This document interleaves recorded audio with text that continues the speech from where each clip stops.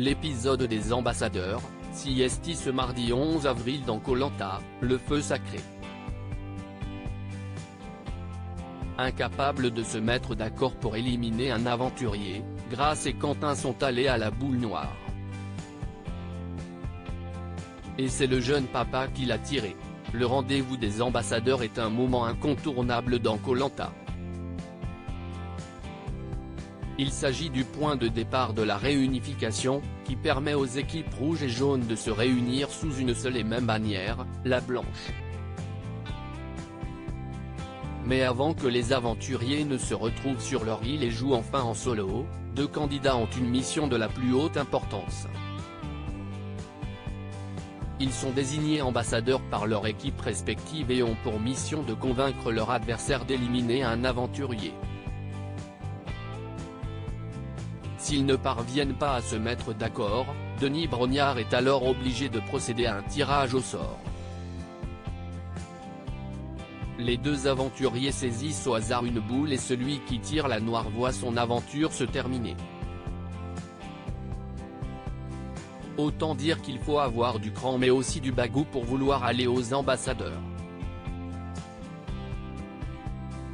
Ce n'est pas Claude Dartois qui dira le contraire, lui qui avait réussi un coup de maître dans Koh Lanta, l'île des héros, en 2020. Le sort est tombé sur Quentin dans l'épisode diffusé ce mardi 11 avril, les aventuriers de Koh Lanta, le feu sacré, n'ont pas longuement réfléchi pour désigner l'identité des ambassadeurs. Chez les jaunes, Grace s'est immédiatement portée volontaire, promettant à ses camarades qu'elle ne votera pour aucun d'entre eux et qu'elle ira à la boule noire en cas de désaccord. Chez les rouges, c'est Quentin qui s'est senti d'attaque pour cette importante mission. Remonté comme une horloge, l'aventurier a promis à ses camarades qu'il n'a rien à perdre et qu'il ira également à la boule noire car il ne compte éliminer aucun des rouges.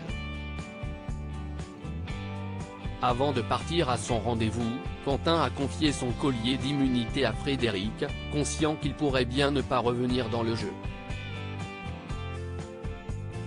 Une fois qu'ils ont été l'un face à l'autre, Grace et Quentin ont eu beaucoup de mal à s'entendre.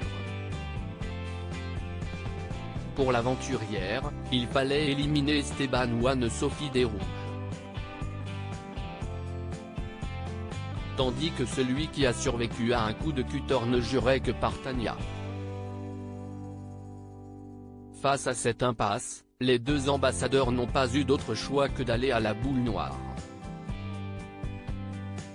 Et c'est sur Quentin que s'est abattue la fameuse épée de Damoclès.